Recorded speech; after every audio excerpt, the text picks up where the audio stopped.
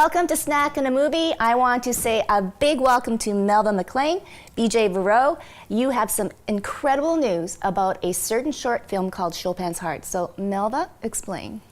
Well, Chopin's Heart got accepted into the Not Short on Talent showcase that is put out by Telefilm. Every year takes a series of shorts to the con. So we're going this year, or BJ and our distributor's going to con in about 2 weeks. Mm-hmm. Awesome. Yeah. Did you have to flip a coin here? Well, in a perfect world, I think we all would have gone, but I think. Yeah, there were other issues, so and there'll be other festivals for us to go. So it's like we can't all go to the same festival. No, of course, but I mean, Cannes is like the Academy Awards. But let's talk first now about Chopin's Heart. BJ, I guess the story behind it and how you came to work on the project. Yeah, well, I was working on another project a couple years ago called Dirt on Me, and I was the director of photography with my business partner Brad, and Melva was on as well doing script continuity, and she said, I got this script that I've worked on and you should check it out. And I was like, yeah, for sure. So she did, and it was a really interesting script. It's based on a short story by Emily Givner, and it's very like ethereal and whimsical, and the script was awesome. So we decided we'd submit to the NSI Drama Prize, and we got the funding. So from there, yeah, Melva and I set out to make the short. Oh, perfect. Okay, so we can't show the full version of it, but we do have a trailer, a teaser, that we'll see shortly. Melva, I guess the storyline, and how did you get the actors? Who are they? Oh, so we found the actress. Well, we looked a little bit farther afield from Winnipeg for the actress. We was somebody from New York, and we were looking for somebody that the character is Korean, and in the story. So we were looking here, and lo and behold, Elena Ansiro, who is an actress here in town. She's done lots of theater, stage, and film. Came to the audition, and it was like the minute she got on camera, I think his eyes light up and said, "This is her." Right? Yeah. She did a great job at the read, and I think after that session, I was like, yeah, I think we got this on lock. So, yes. Yeah. She's so beautiful and really good actress. And the musical score. I mean, it is about music, and the relationship between, two musicians, kind of thing. But the score is beautiful. Yeah, that was done by Stephen Webb. He's a guy that I've worked with on like a lot of projects, but this one was like really in his wheelhouse. He's like trained for that style of music, and he just we said that we wanted something that's like unique and original, but still kind of like caters to the style of music that they would play at this musical institute. And he was like, yeah, okay, well let me start putting stuff together. And I think like literally from the first pass, we were 85% of the way there already. He'd already kind of scored it up, and that served as kind of the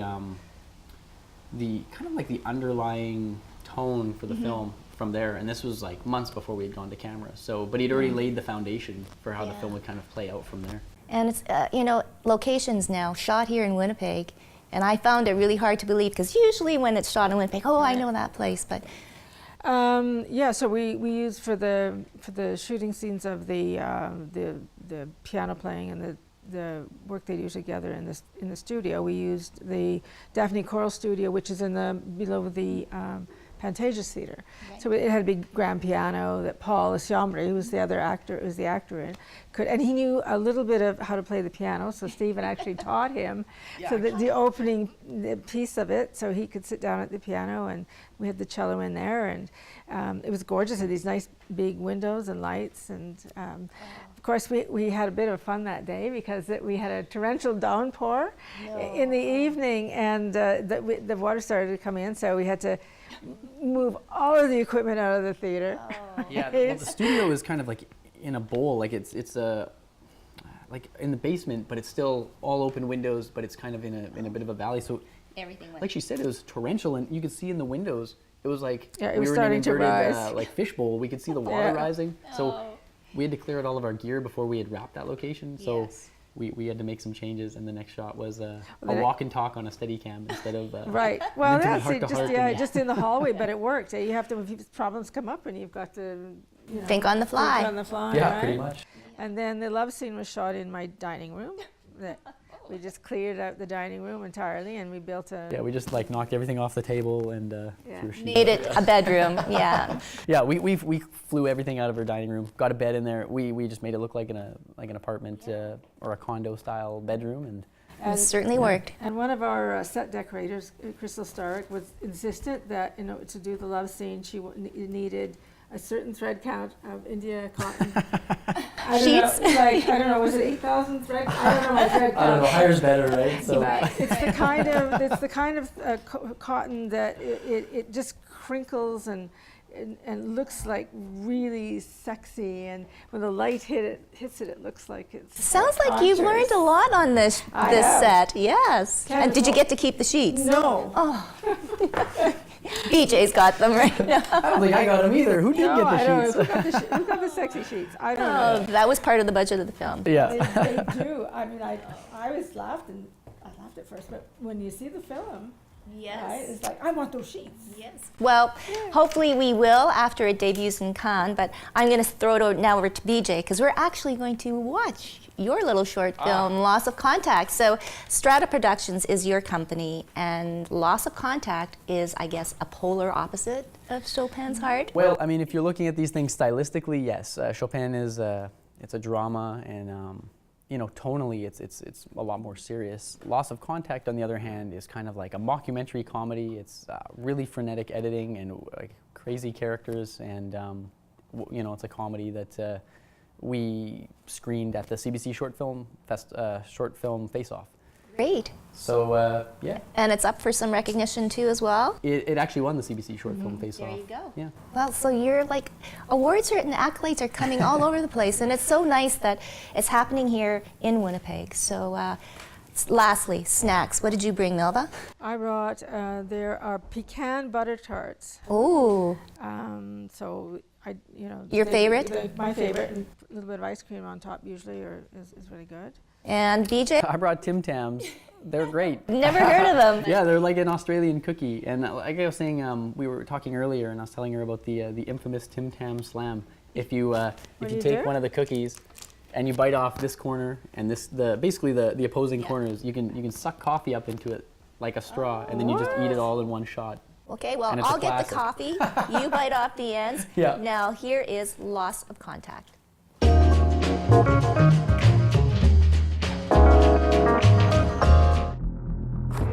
It is known as the sport of kings, the ultimate crucible and the pinnacle of human competition. It is race walking.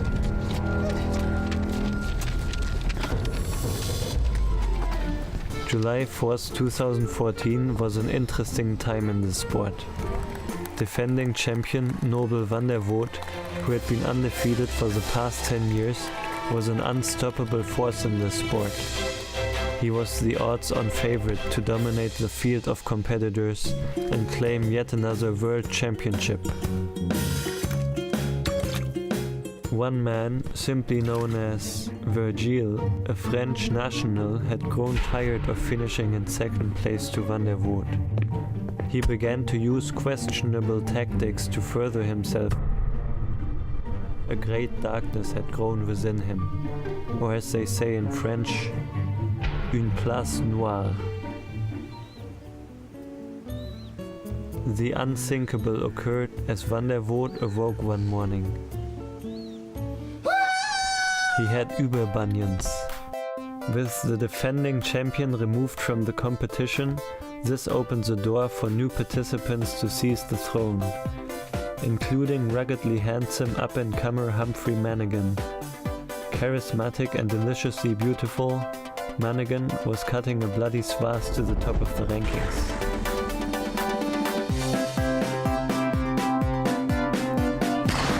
With great enthusiasm, the competitors blasted off the starting line. The race was on and they hit the ground walking. Enter Liz Crampton, captain of the local running club. On a fateful afternoon, the long-standing feud between the runners' club and race walkers reached a boiling point. Liz Crampton proudly declared that she would join the race and defeat Humphrey at his own sport. Unaccustomed to the rhythm of race walking, early leader Liz Crampton, her body wracked with severe cramps, found herself staring at the backside of the other racers. As the steps became kilometers and kilometers became miles, the race was beginning to take its toll. The man known as Virgil prepared to make his move. He had perfected an illegal maneuver, the flat tire.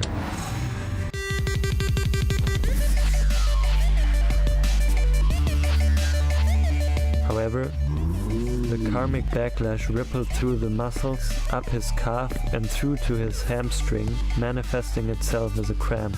There was one competitor still in the midst, counted out before the race even began.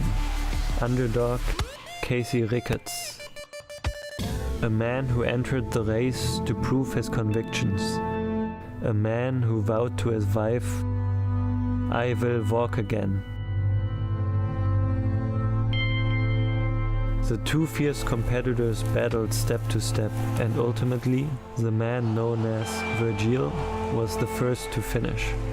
Casey found solace in the love and support of his wife.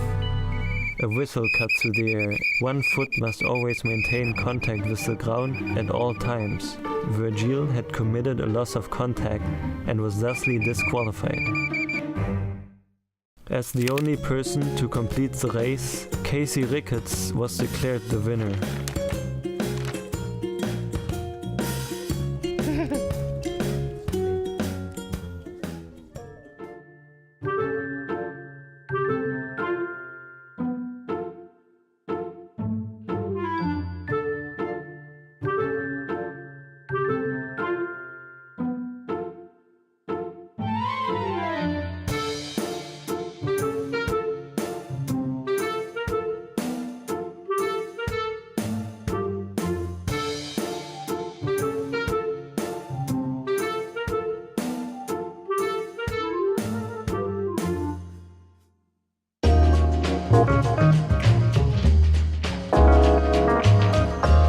Well, I don't know about you, but I'm a little exhausted watching all those speed walkers. So I see that you've enjoyed your snacks too.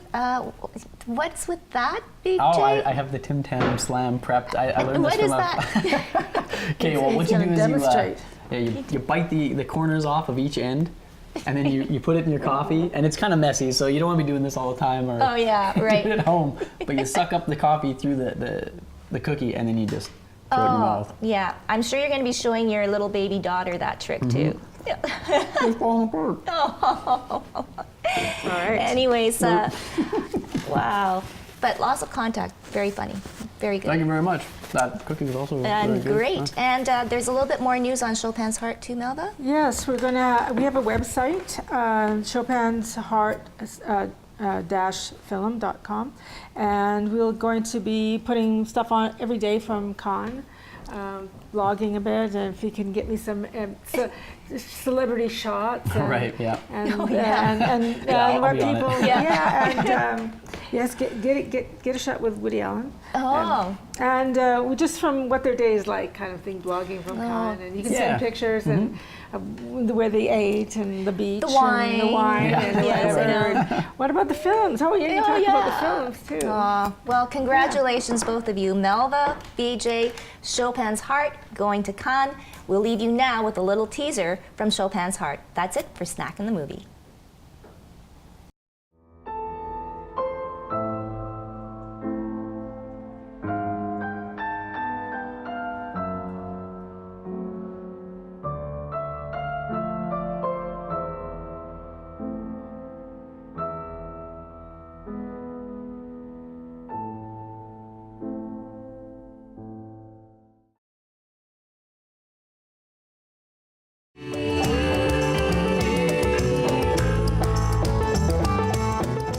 When we return, it's the beautiful sounds of Sweet Alibi.